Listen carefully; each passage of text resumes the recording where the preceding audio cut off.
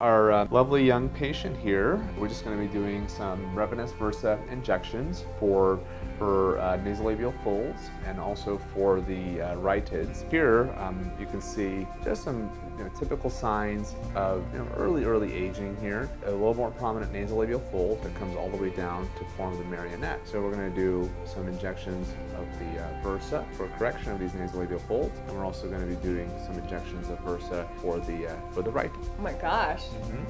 Pretty nice, huh? So it just softens I'm in shock. the folds all the way around there. And yeah, no, I am addicted.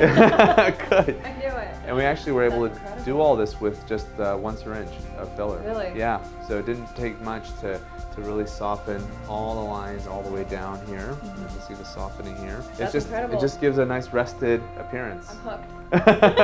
Good. Thank you. I Awesome. appreciate it. Yeah, That's yeah. awesome. My pleasure. Thank my you pleasure. so much.